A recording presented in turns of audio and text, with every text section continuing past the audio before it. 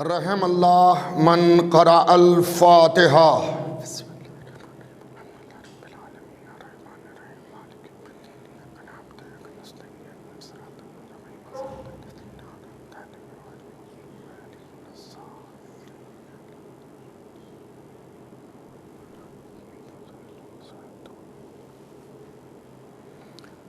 اعوذ باللہ من الشیطان اللعین الرجیم، بسم اللہ الرحمن الرحیم، الحمد للہ رب العالمین، والصلاة والسلام علی اشرف الانبیاء والمرسلین، والشفیع المذنبین بالقاسب محمد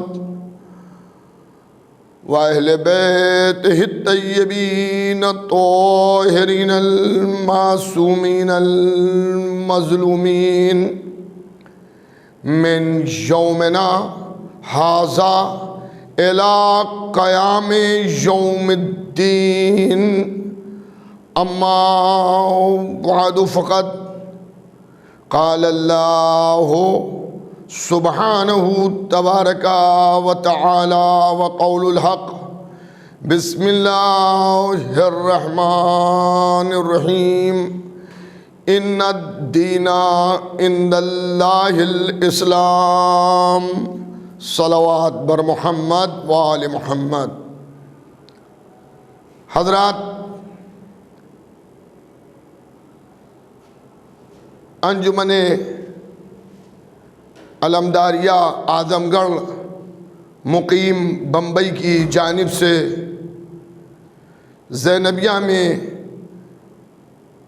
ہونے والے عشرہ محرم کی آج پہلی مجلس میں سب سے پہلے اپنی طرف سے اور آپ سب کی طرف سے امام ولی عصر علیہ السلام کی بارگاہ میں تعزیت اور پرسہ پیش کرتا ہوں، اور اس کے بعد میں آپ سب کی خدمت میں، محبان امام حسین کی خدمت میں، امام حسین علیہ السلام کا پرسہ پیش کرتا ہوں۔ عزیزان گرامی، اس سال 1442 ہجری مطابق 2020 عیسوی میں حالات کو دیکھتے ہوئے آن لائن مجالس کا انعقاد کیا گیا ہے۔ ظاہر ہے ہم بچپنے سے، ہم سب عزادار بچپنے سے اجتماعی طور پر محرم کی مجالس کے عادی ہیں، لیکن حالات کے مد نظر کورونا وائرس کی وجہ سے اس سال آن لائن مجالس ہو رہی ہیں۔ محبان امام حسین، غلامان آل محمد اپنے گھروں میں بیٹھ کر آن لائن مجالس کو سماعت کر رہے ہیں۔ دوستوں اور عزیزوں، میں آپ کی خدمت میں آج کی اس پہلی مجلس میں چند باتیں عرض کرنا چاہتا ہوں۔ پہلی بات تو یہ ہے کہ جب ہم عزاخانوں میں، امام بارگاہوں میں اجتماعی طور پر مجالس میں شرکت نہیں کر پا رہے ہیں، تو اگر انفرادی طور پر ہم اپنے گھروں میں بیٹھ کر مجلس عزا سن رہے ہیں تو ہم فرش عزا کا انتظام کریں، اپنے گھروں کے اندر فرش عزا بچھائیں، اور جس خطیب ذاکر عالم کی مجلس آپ سن رہے ہیں، جب وہ مجلس شروع کرے تو آپ حضرات جس طرح سے عزاخانوں میں بیٹھ کر ممبر کے سامنے ذاکر کو بغور سنتے ہیں اسی طرح سے آپ آن لائن مجالس کو سنیں۔ امام حسین ہمارے محتاج نہیں ہیں، ہم امام حسین علیہ السلام کے محتاج ہیں۔ اس سال اگر ہم اجتماعی طور پر مجالس نہیں کر پا رہے ہیں تو ہم اپنے گھروں میں فرشیادہ بچھا کر شہزادی کونین، مادر حسنین، صدیقہ طاہرہ حضرت فاطمہ زہرا سلام اللہ علیہا کا استقبال کریں۔ دوستوں، میں نے آپ کی خدمت میں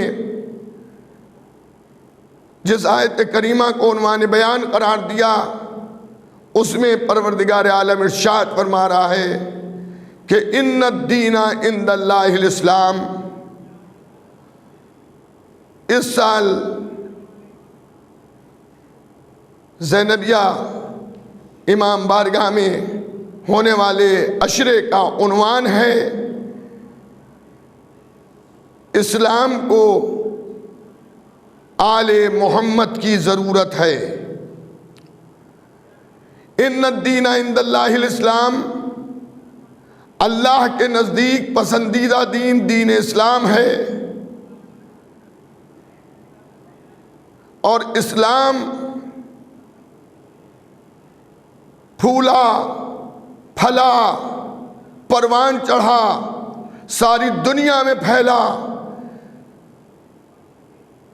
یہ کارنامہ ہے محمد و آل محمد کا۔ اسلام جب پھیل چکا اور اب دین کے مکمل ہونے کا وقت آیا تو دین اس وقت مکمل ہوا جب حضور ختمی مرتبت محمد مصطفیٰ صلی اللہ علیہ وآلہ وسلم نے اپنے ہاتھوں پر مولائے متقیان کو بلند کر کے ارشاد فرمایا من کنت مولاہ فہذا علی مولا۔ جس کا میں ہوں مولا، اس کا یہ علی ہے مولا۔ اسلام مکمل ہو گیا، نعمتیں تمام ہو گئیں، دین پائے تکمیل تک پہنچ گیا، اسلام اللہ کا پسندیدہ دین قرار پایا، اسلام کی عمارت تو بن گئی، مگر اب اس عمارت کو صبح قیامت تک بچانے کے لیے بھی ضرورت ہے کہ کوئی ہو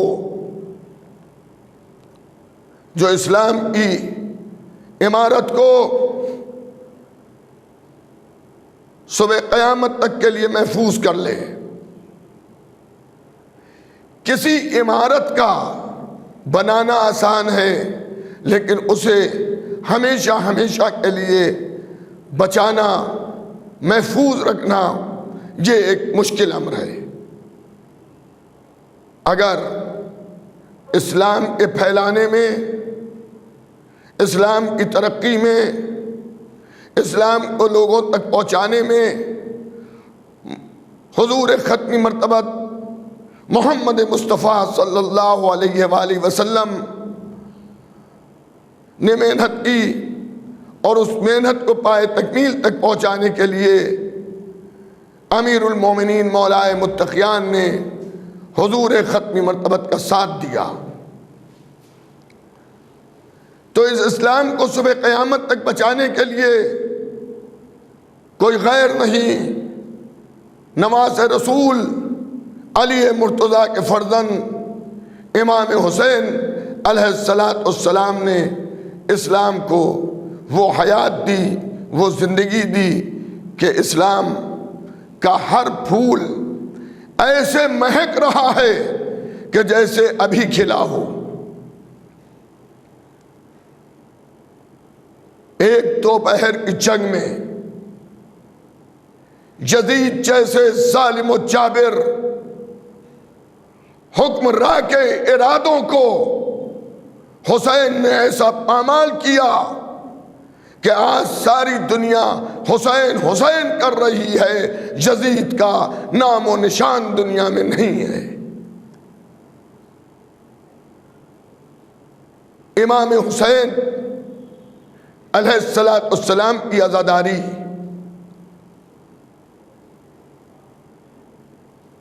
امام حسین کے اس مشن کو آج بھی زندہ کیے ہوئے ہے۔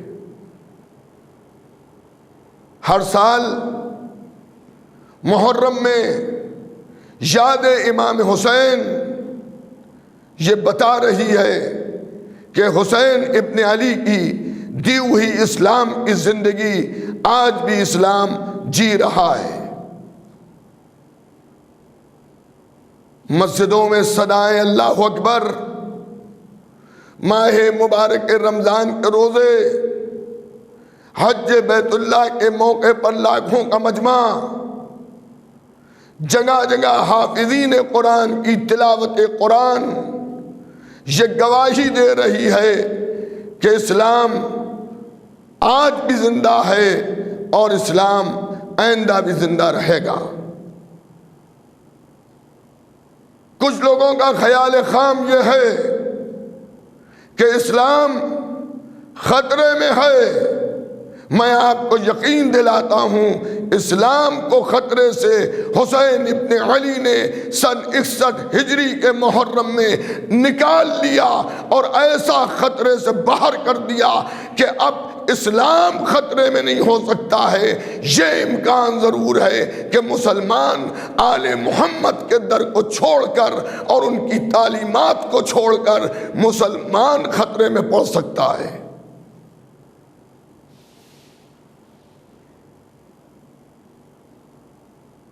آج ایسے ماحول میں بھی جہاں لوگوں میں خوف ہے، لیکن جیسے محرم کا چاند فلک پر نمودار ہوا، محبان امام حسین سیاہ پوش ہو گئے، عزا خانے سج گئے، قانون کی جو گائیڈ لائن ہے اس کو فالو کرتے ہوئے محبان اہل بیت پیغمبر امام حسین کو پرسہ پیش کر رہے ہیں۔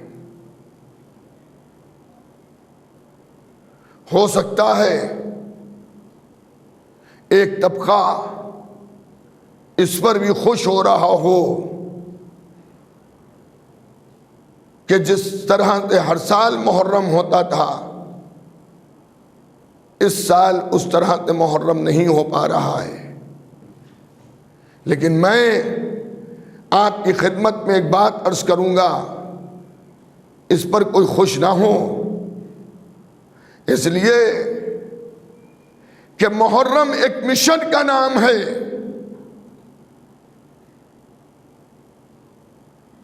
محرم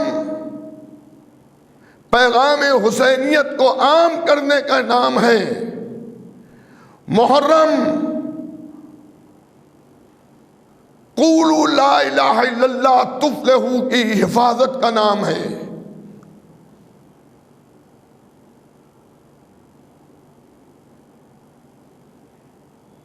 محرم کے لیے ضروری نہیں ہے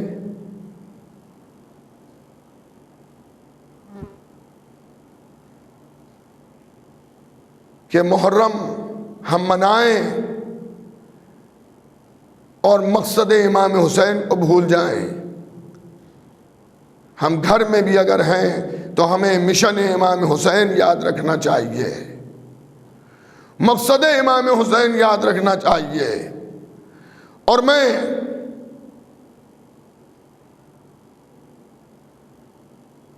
اس منبر سے آج کی اس پہلی مجلس میں آپ کی خدمت میں یہ عرض کرنا چاہتا ہوں کہ کربلا کی جو جنگ ہوئی ہے، کربلا کی جو لڑائی ہوئی ہے، کربلا کا جو واقعہ ہوا ہے، اس کے مقصد کو بھی آپ سمجھیں۔ الگ الگ طریقوں سے لوگ کربلا کے واقعے کو بیان کرتے ہیں، لیکن میں یہ سمجھتا ہوں کربلا کی جنگ ولایت امیر المومنین مولا متقیان حضرت علی ابن ابی طالب علیہ السلام کے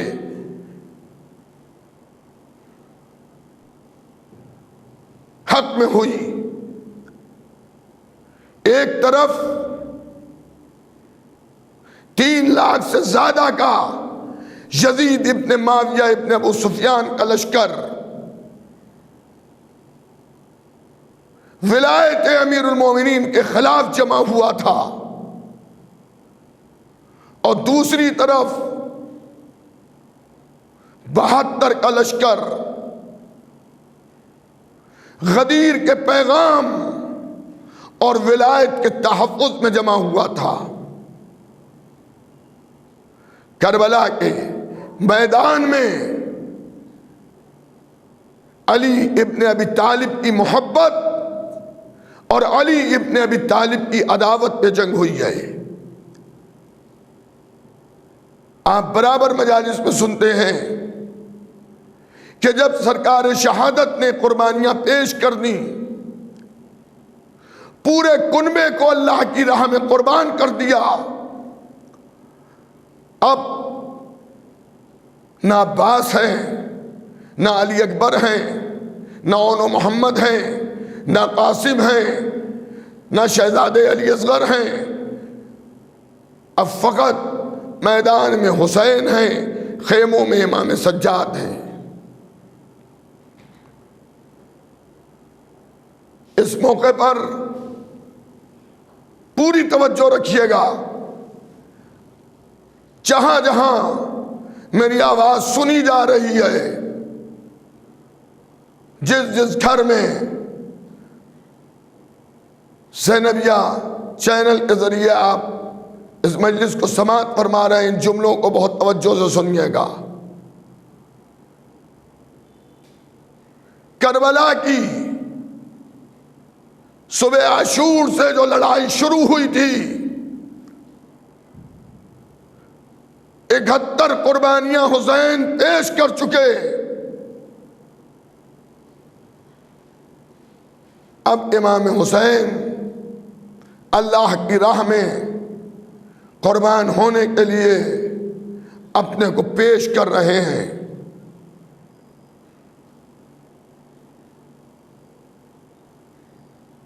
اس موقع پر جب زخموں سے چور چور حسین لشکر یزیدی کے سامنے آئے تو ارشاد فرمایا، عمر سعد ذرا باہر نکل کے آ، امام حسین کی شجاعت کو دیکھیے۔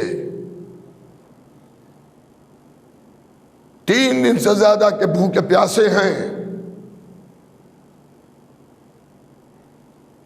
اور اس بھوک و پیاس میں صبح عاشور سے لے کر عصر عاشور تک میتیں گود کے پالوں کی اٹھا چکے ہیں، تب بھی امام حسین کی آواز میں وہ اثر اور وہ گرج اور وہ روب کہ لشکر یزیدی کا کمانڈر ان چیف حسین کی آواز کو سنتے ہی لشکر کی صفوں کو پھاڑتا ہوا چیرتا ہوا سامنے آیا، اور آنے کے بعد کہتا، یبن زہرا، آپ کا کیا حکم ہے، حکم بتائیے، کیا کہنا چاہتے ہیں؟ امام حسین نے فرمایا، عمر صاحب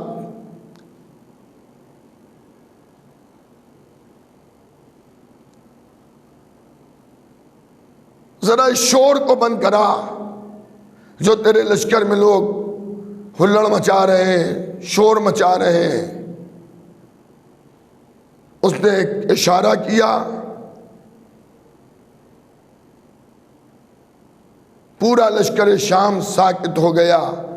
عمر سعد کہتا ہے کہ ابن زہرہ فرمائیے کیا آپ کہنا چاہ رہے ہیں؟ امام حسین علیہ السلام فرماتے ہیں عمر سعد ابھی بھی شور ہے۔ اس نے کہا اب تو سب خاموش ہیں، کہ تیرے سپاہی جن گھوڑوں پر بیٹھے ہیں، تیرے لشکر میں جو جانور لائے گئے ہیں، ابھی ان کی آوازیں ہیں، گھوڑوں کی ہنہنانے کی آوازیں، جانوروں کے زمین پر پیر پٹکنے کی آوازیں آ رہی ہیں۔ عمر سعد ان آوازوں کو بھی بند کرا دے۔ اس نے کہا فرزند زہرا، یہ میرے اختیار میں نہیں ہے کہ میں گھوڑوں کی آوازیں، اسلحے کے آپس میں ٹکرانے کی صدائیں، جانوروں کے زمین پر پیر پٹکنے کی آواز کو بند کرا دوں۔ جب اس نے عاجزی کا اظہار کیا تو حسین ابن علی نے اپنے اختیارات کا اعلان کیا۔ ارشاد فرمایا عمر سعد، جو تیرے اختیار میں نہیں ہے وہ میرے اختیار میں ہے۔ پھر میں یاد دلاؤں، یہ وہ وقت ہے کہ جب امام حسین گھر والوں کی میتوں کو اٹھا چکے ہیں۔ ایسے موقع پر امام حسین علیہ السلام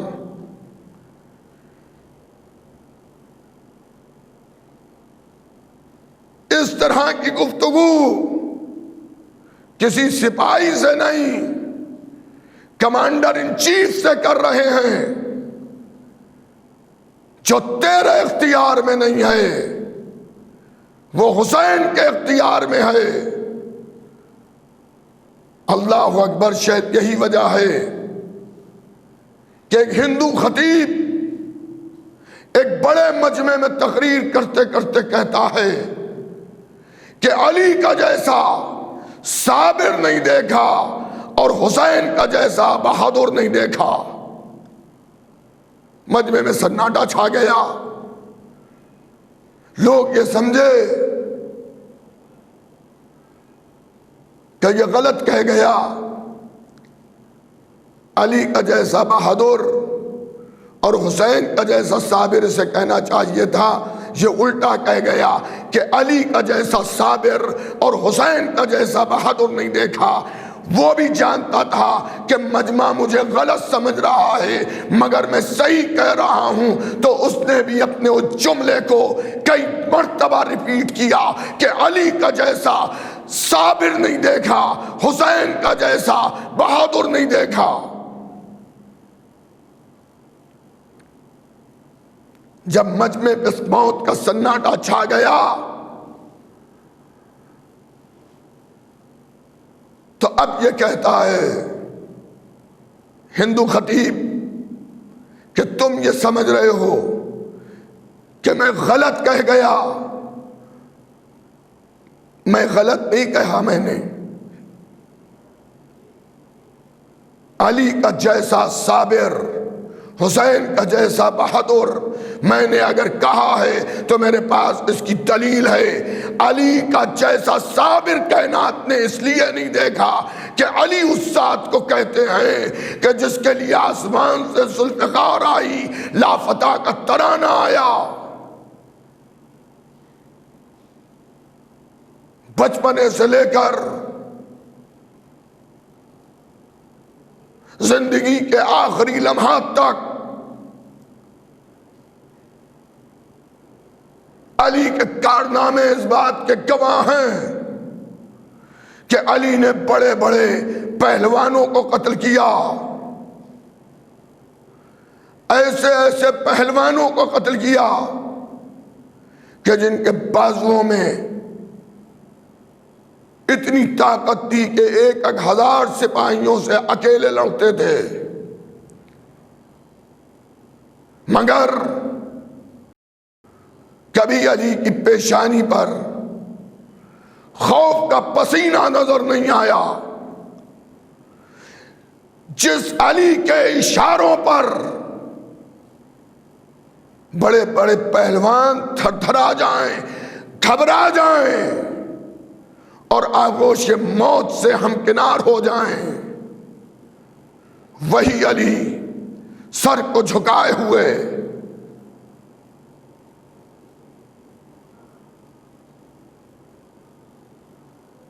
اپنے گلے میں رسی بندھوا رہا ہے۔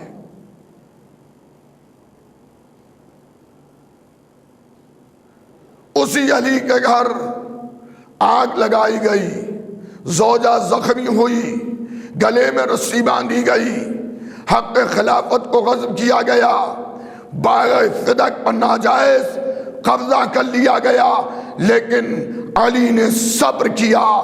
اس لیے میں نے کہا کہ دنیا میں کمزور خاموش ہو جائے یہ اس کی مجبوری ہے، لیکن ایسا شجاع، ایسا بہادر، ایسا میدان جنگ کا سپاہی کہ جس نے کبھی میدان جنگ میں اپنی پشت نہ دکھائی ہو، لیکن وہ وفات رسول کے بعد اپنے اوپر مصیبتوں کو برداشت کر رہا ہے اور صبر کیے ہوئے ہے۔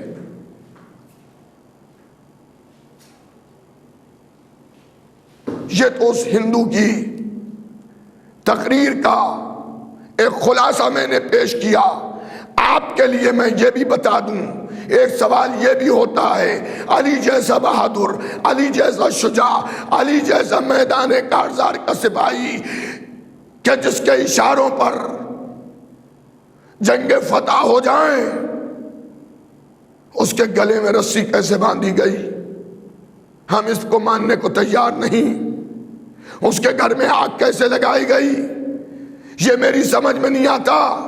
تو ایسے افراد کے لیے میں آپ کی خدمت میں عرض کر دوں، وفات رسول کے موقع پر جب رسول دنیا سے جانے والے تھے، امیر المومنین کو بلایا اور بلانے کے بعد حضرت علی علیہ السلام کو ساری باتوں سے آگاہ کیا۔ یا علی، میری وفات کے بعد میری امت کا تمہارے ساتھ کیا سلوک ہوگا، سب بتایا۔ یا علی، گلے میں رسی بندھے گی، حق خلافت کو غصب کیا جائے گا، غدیر کے قول کو لوگ بھول جائیں گے، بیت کو توڑ دیں گے، گھر میں آگ لگائیں گے، جلتا ہوا دروازہ بی بی زہرا پر گرائیں گے۔ مولا متقیان حضرت علی سب سنتے رہے۔ دنیا کا کوئی شجاع بہادر بازوؤں کا مضبوط ہوتا تو کہتا آنے دیجئے وہ موقع، ہم بھی تلوار لے کر ٹوٹ پڑیں گے، لیکن حضرت نے یہ نہیں فرمایا۔ حضرت پوچھتے ہیں اللہ کے رسول، میرا وظیفہ کیا ہے، میرے لیے آپ کا حکم کیا ہے، مجھے بتائیے اس موقع پر میں کیا کروں؟ تو نبی نے مولا متقیان کو دیکھا، دیکھنے کے بعد ارشاد فرمایا، یا علی صبر کرنا۔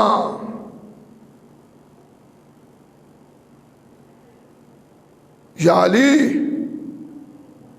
آپ اس موقع پر صبر کیجئے گا۔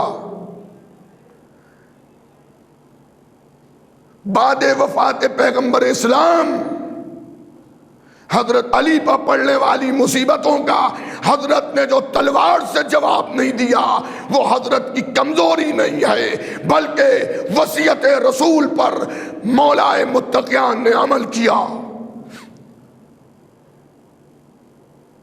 انشاءاللہ اس ذیل میں اگر یاد رہا تو آگے کی تقریروں میں آپ کی خدمت میں عرض کروں گا۔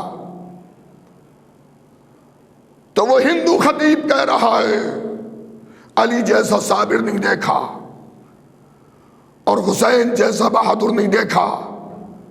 اس کی دلیل اس نے پیش کی، دنیا کا جتنا بھی بہادر ہو، بازوؤں میں جتنی بھی طاقت رکھتا ہو، اگر اس کے اوپر ایسی مصیبت آن پڑے کہ ایک دوپہر میں وہ گود کے بالوں کی میتیں اٹھائے، دوستوں کے لاشوں کو دیکھے، سب اس کے مددگار قتل کر دیے گئے ہوں۔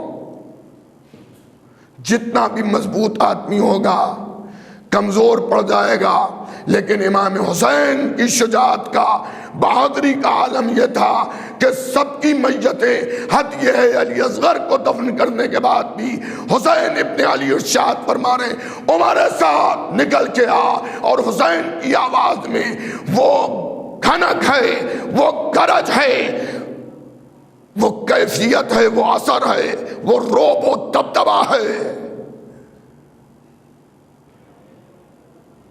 کہ عمر صاحب پوچھ رہا ہے کیا فرما رہے ہیں آپ؟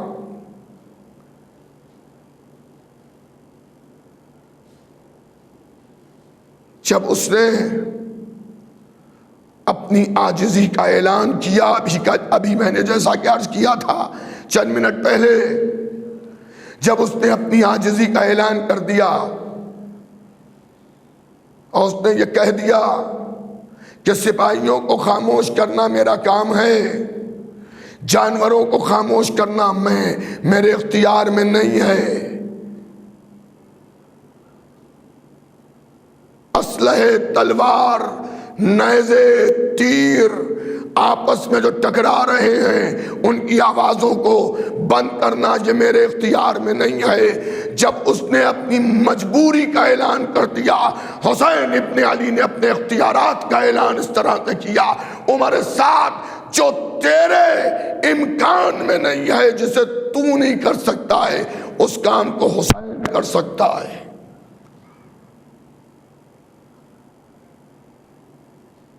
امام نے ایک اشارہ کیا، اسلحے کی آوازیں بند ہو گئیں، جانور خاموش ہو گئے۔ تاریخ بتاتی ہے حسین ابن علی کے اشارے کے بعد جس گھوڑے نے زمین سے اپنے پیر کو اٹھا لیا تھا، اب اس میں اتنی مجال نہیں ہے کہ وہ زمین پر رکھے۔ حسین نے بتا دیا عمر سعد تو 3 لاکھ کا لشکر لایا ہے، اسلحے سے آراستہ لشکر ہے، لشکر کے پاس سواریاں ہیں، لیکن یاد رکھ تیرے جانور میرے اختیار میں ہیں، تیرے اسلحے میرے اختیار میں ہیں۔ اگر میں چاہوں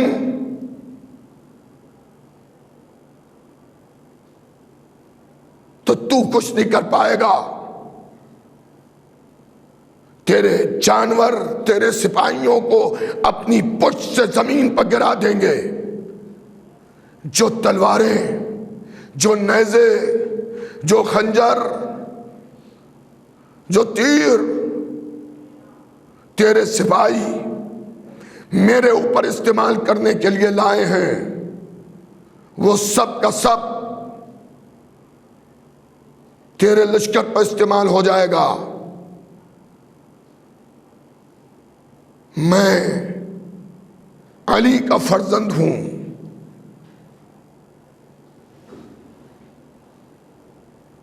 جب کربلا میں موت کا سناٹا چھا گیا،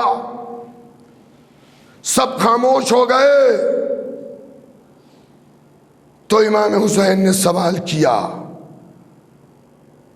آپ کو یاد ہے نا کہ یہ استدلال میں کس بات پر پیش کر رہا ہوں؟ آج محرم کی پہلی تاریخ گزر گئی، شب 2 لگ گئی، 2.25 مہینے تک مشن امام حسین کو آپ کو آگے بڑھانا ہے۔ تو کربلا کے واقعے کا سبب کیا ہے؟ کربلا کیوں ہوئی؟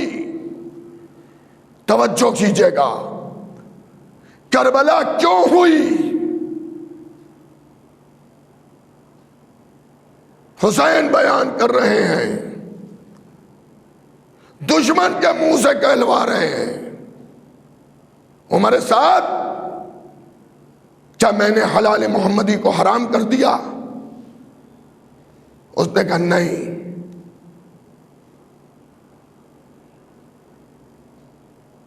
کیا میں نے حلال محمدی کو حرام کر دیا؟ نہیں۔ کیا حرام محمدی کو حلال کر دیا؟ کہا نہیں۔ کیا میں نے دین میں، اسلام میں کوئی تغیر پیدا کر دیا، کوئی نئی چیز پیدا کر دی؟ اس نے کہا نہیں۔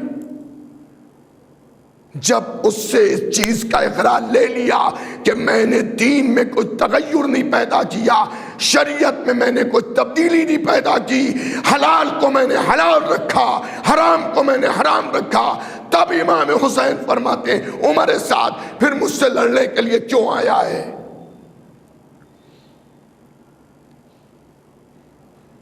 کاہے کے لیے آیا ہے مجھ سے لڑنے کے لیے؟ اس کا سبب بتا۔ سنیے عزیزان گرامی، لشکر یزید کا کمانڈر ان چیف عمر سعد کہتا ہے، ابن زہرا حسین، ہم آپ سے لڑنے کے لیے آپ کے بابا علی کی عداوت میں آئے ہیں۔ سنو عزاداروں،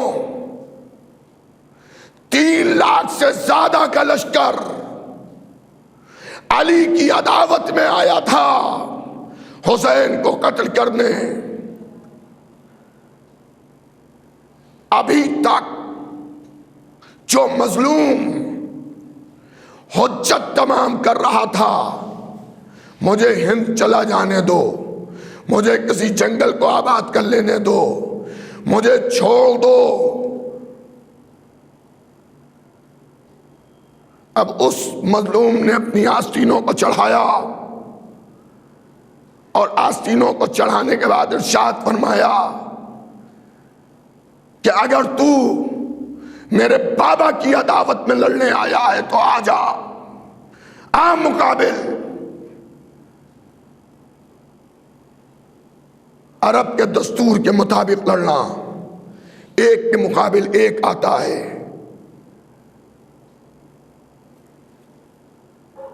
میں یہ سمجھا کہ حسین ابن علی نے کربلا میں جو جنگ کی ہے، جہاد کیا ہے، وہ حب علی میں کیا، اور یزید کا لشکر جو جمع ہوا تھا وہ بغض علی میں آیا تھا۔ اور یہ تو سن 61 ہجری کے عاشور کی بات ہے۔ سن 60 ہجری 27 رجب کو جب ولید کے دربار میں حسین آئے ہیں اور امام سے سوال بیعت ہوا ہے، تو اسی موقع پر حسین نے کہہ دیا تھا مولا نے کہ یہ مسئلہ بیعت ہے، یہ کل دن کے اجالے میں مسئلہ حل ہوگا، رات کے اندھیرے میں ان معاملات پر گفتگو نہیں ہوگی۔ ولید مان گیا، اس نے کہا ابن زہرا ٹھیک ہے، کل دن کے اجالے میں اس پر گفتگو ہوگی۔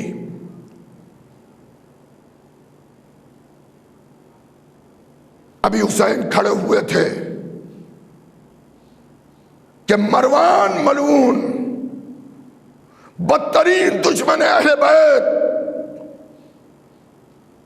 نبی نے جسے مدینے سے باہر نکال دیا تھا، اب تاریخ سے پوچھئے نبی نے جسے مدینے سے باہر نکالا تھا، کس نے اسے اپنی محبت میں مدینے میں بلایا؟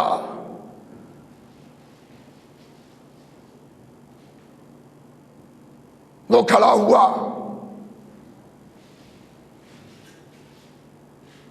مروان کہتا ہے ولید،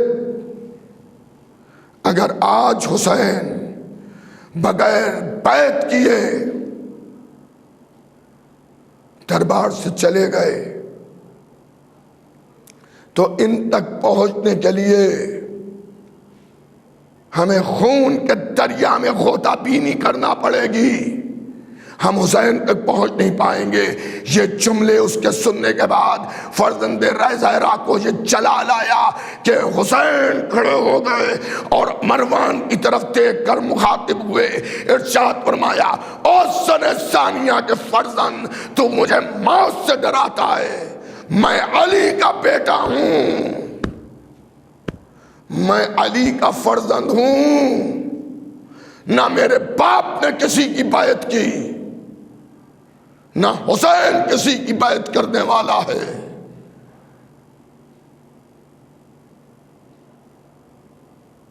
امام کی اس آواز پر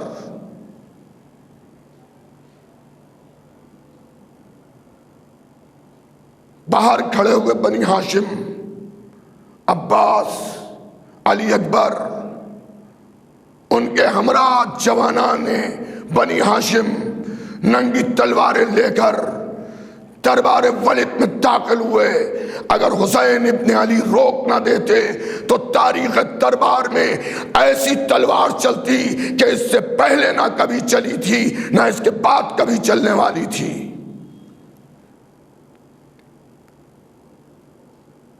امام حسین علیہ السلام نے حضرت عباس کو روکا۔ عباس، ابھی تلوار چلانے کا موقع نہیں ہے۔ میں نے اس واقعے کو، اس بات کو اس لیے عرض کیا کہ ابھی حسین مدینے سے نکلے نہیں ہیں،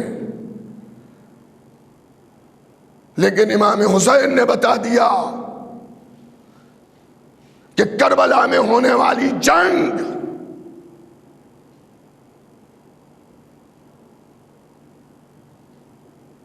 کا جو مسئلہ ہے وہ مسئلہ بیعت ہے۔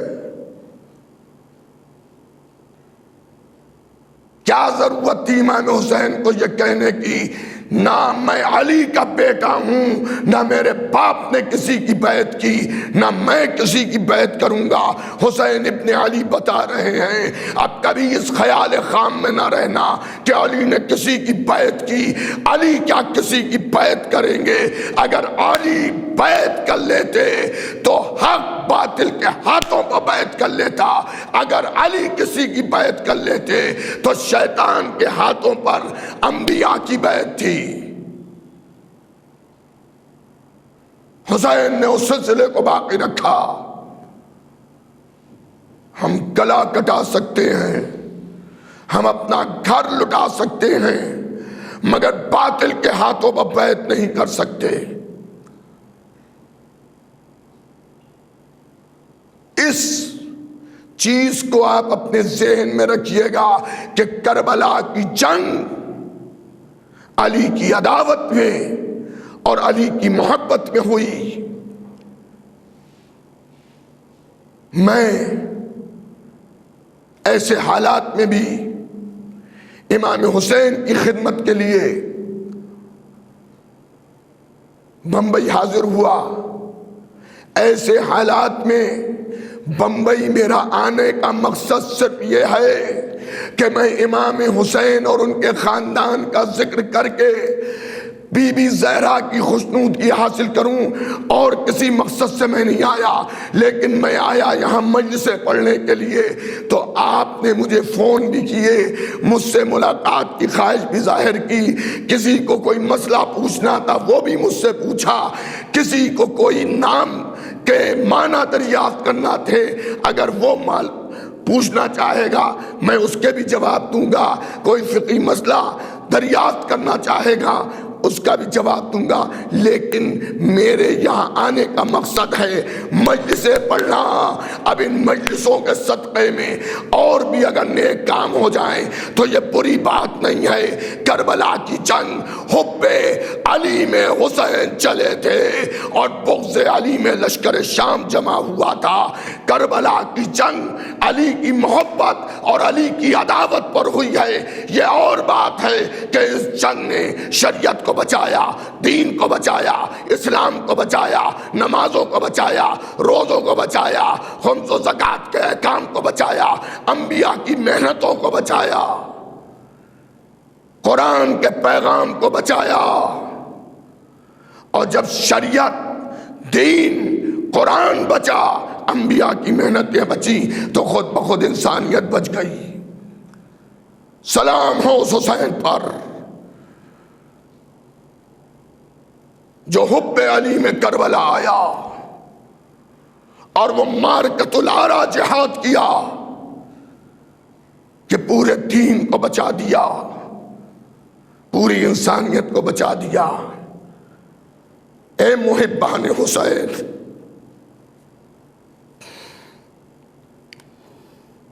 اس سال ہم سب کا دل رو رہا ہے کہ ہم اس طرح سے خدمت نہیں کر پا رہے جس طرح سے ہر سال خدمت کرتے ہیں۔ انشاءاللہ حالات سازگار ہوں گے، پھر ہم اسی طرح سے خدمت کریں گے۔ اگر آپ حسین کو یاد کرتے ہیں تو امام حسین نے بھی آپ کو فراموش نہیں کیا ہے۔ عزاداروں، میرے والد مرحوم مولانا مرزا محمد عالم صاحب اعلی اللہ مقامہ ایک بات پڑھا کرتے تھے، ایک روایت پڑھتے تھے، اور اس میں وہ فرماتے تھے، اے عزاداروں، اگر آپ امام حسین سے محبت کرتے ہیں تو امام حسین بھی آپ سے محبت کرتے ہیں۔ دوستوں اور عزیزوں، امام حسین کی محبت کا عالم یہ ہے کہ ایک دن اپنے نانا کی بزم میں بیٹھے ہوئے تھے، امام حسن بھی تھے، امام حسین بھی تھے، اور حضور ختمی مرتبہ اپنے نواسوں سے محبت فرما رہے تھے۔ امام حسن کی طرف جھکے اور امام حسن کے منہ کو چوما، اور حسین کی طرف جب جھکے تو حسین نے بھی اپنے منہ کو بڑھایا لیکن امام حسین کے گلے کو چوما۔ نانا کی گود سے حسین اترے، گھر گئے، ماں کی آغوش سے لپٹ گئے۔ اماں، نانا نے بھیا حسن کا منہ چوما، میرا گلا چوما، کیا میرے دہن سے کوئی بوئے بد آ رہی ہے؟ فاطمہ زہرا فرماتی ہیں، حسین تمہارے دہن سے جنت کی خوشبو آ رہی ہے۔ رو کے فرماتے ہیں، نانا نے پھر میرا دہن کیوں نہیں چوما؟ ماں نے حسین کو گود میں اٹھایا اور اٹھانے کے بعد ارشاد فرمایا، میرے لال، نانا کو گھر آنے دو، میں اپنے بابا سے پوچھوں گی کہ سبب کیا تھا۔ تھوڑی دیر کے بعد حضور ختمی مرتبہ گھر میں تشریف لائے تو بی بی زہرا نے فرمایا، بابا آپ ہی حسین کو ہنساتے ہیں اور آپ ہی نے حسین کو رلا دیا۔ حضور نے کہا، فاطمہ کیا ہوا؟ کہا، بابا آپ نے حسن کا دہن چوما، حسین کا گلا کو چوما۔ نبی کریم رو دیے، فاطمہ جو میں دیکھ رہا ہوں وہ تم نہیں دیکھ رہی ہو۔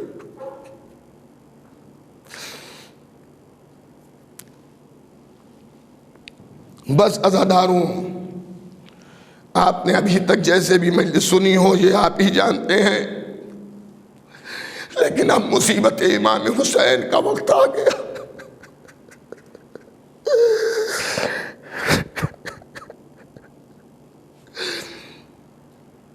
آپ تمام کاموں کو چھوڑ کے فرش عزا پہ بیٹھ جائیے اور اپنے سروں کو جھکا لیجئے۔ اور امام حسین پر آنسو بہا کر امام حسین کی ماں کا استقبال کیجئے۔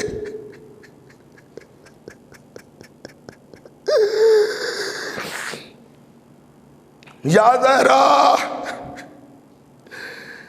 جو بیٹا آپ کا کربلا میں اکیلے کہہ رہا تھا کہ ہے کوئی میری مدد کرنے والا، آج دنیا بھر کے عزادار لبیک یا حسین کی صدائیں لگا رہے ہیں، فرش عزا بچھا کے کہہ رہے حسین ہم آپ کے ساتھ ہیں۔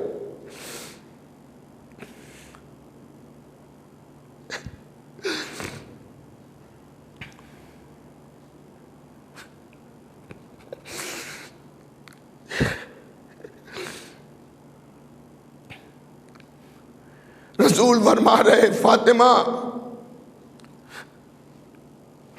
جو میں دیکھ رہا ہوں وہ تم نہیں دیکھ رہی ہو۔ کہ بابا آپ فرمائیے آپ کیا دیکھ رہے ہیں بتائیے۔ کہ فاطمہ اتنا انتظار کر لو کہ علی آ جائے۔ مولا متقیان تھوڑی دیر میں بیت الشرف میں تشریف لائے۔ جب حضرت تشریف لائے تو بی بی زہرا پھر فرماتی ہیں بابا اب آپ بتائیے آپ نے حسین کا گلا کیوں چوما؟ تو ایک مرتبہ رسول نے بھیگی ہوئی آنکھوں سے مولا علی سے فرمایا یا علی فاطمہ کے بازوؤں کو پکڑ لیجئے۔ اس کے بعد کا بیٹی میں نے اس لیے حسین کا گلا چوما، حسن کے منہ کو چوما، ارے حسن کو زہر دغا دیا جائے گا، حسین کو کربلا میں 3 دن کا بھوکا پیاسا ذبح کر دیا جائے گا۔ اب جو فاطمہ زہرا نے یہ سنا ایک چیخ ماری واہ حسینہ واہ حسنہ، فاطمہ زہرا غش کھا گئی۔ غش سے جب افاقہ ہو حسن حسین کا نام لے کر گریہ فرمائیں اور بے ہوش ہو جائیں، اتنی دیر میں جبرائیل آ گئے اور آنے کے بعد جبرائیل نے رسول سے فرمایا اے اللہ کے رسول فاطمہ سے کہہ دیجئے گھبرائیں نہیں، ارے اس وقت کوئی نہیں ہوگا، نہ آپ ہوں گے نہ فاطمہ ہوں گی نہ علی ہوں گے نہ حسن ہوں گے، اللہ ایک قوم کو خلق کرے گا جس کی عورتیں حسین کی عورتوں پر روئیں گی، جس کے مرد حسین کے مردوں پر روئیں گے، جس کے جوان حسین کے جوانوں پر روئیں گے، جس کے بچے حسین کے بچوں پر روئیں گے۔ اے عزاداروں آپ دعائے فاطمہ ہے، آپ ہی کی تمنا جناب زہرا نے کی تھی یا زہرا۔ ہم اگر اجتماعی طور پہ نہیں جمع ہو پا رہے ہیں، اپنے گھروں میں بیٹھ کر رو رہے ہیں۔ اے عزاداران امام، جب سب رسول کہہ چکے تو امام حسین ایک مرتبہ کھڑے ہوئے اور کھڑے ہونے کے بعد نانا اے نانا اے نانا اس قوم کے ساتھ آپ کیا کیجئے گا؟ تو رسول نے ارشاد فرمایا اے حسین تم پر رونے والوں کی شفاعت میں کروں گا۔ بابا کے پاس گئے، بابا اے علی مرتضیٰ اے میرے بابا میرے اوپر رونے والوں کے ساتھ آپ کیا سلوک کیجئے گا؟ کہ میں ساقی حوض کوثر ہوں۔ اے حسین روز محشر تیرے رونے والوں کو سب سے پہلے حوض کوثر کے پانی سے سیراب کروں گا۔ اب آگے باپ پوچھا اماں اے اماں آپ میرے عزاداروں کے ساتھ کیا کیجئے گا؟ مجھ پر رونے والوں کے ساتھ کیا کیجئے گا؟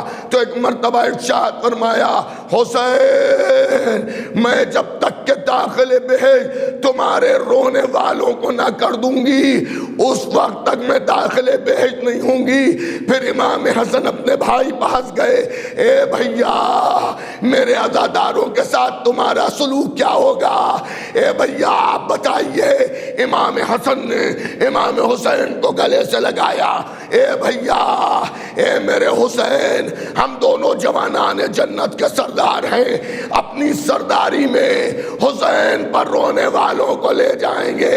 اے عزاداروں یہ مدینہ تھا جہاں فاطمہ کے بازو علی نے پکڑ لیے، ارے وہ کربلا ہے جہاں ایک بلندی پر زینب ہے تڑپ تڑپ لوٹ کے دیکھ رہی ہے، اے عمر سعد میرا ماجایا قتل کیا جا رہا ہے اور تو دیکھ رہا ہے۔ اللہ اکبر، اللہ اکبر، بس عزاداروں مجلس تمام ہو گئی۔ اے سیدہ، آپ نے خالی امام حسین کی خبر شہادت سنی تو آپ کا یہ عالم ہو گیا، ہائے کربلا کی زینب، ہائے کربلا کی سیدہ، ہائے کربلا کی صابرہ۔ منادی ندا دے رہا ہے، الا قتل الحسین بکربلا، الا ذبح الحسین بکربلا۔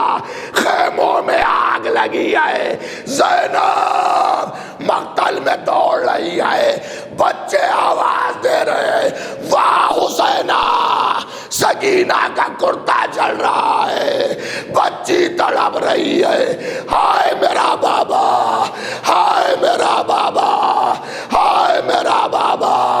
تماچوں پہ تماچے، تازیانوں پہ تازیانے، علی کی بیٹیاں کبھی عباس کو پکار رہی ہیں، عباس آؤ مدد کے لیے، کبھی علی کو آواز دی جا رہی ہے، زینب تازیانے گا رہی ہے، پوری پوشت خون سے رنگین ہے، سجاد ہاتھوں میں ہتھکڑیاں، پیروں میں بیڑیاں، کربلا کا بیمار، تازیانوں پہ تازیانے، واہ مصیبتہ، واہ علیہ، واہ حسینہ، واہ حسینہ، واہ حسینہ۔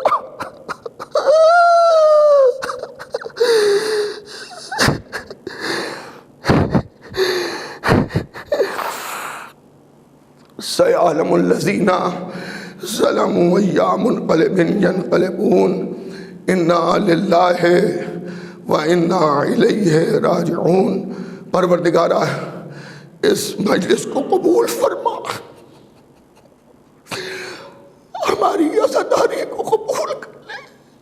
پروردگارہ ہم سب کے زمانے کے امام کے ظہور میں تعجیل فرما۔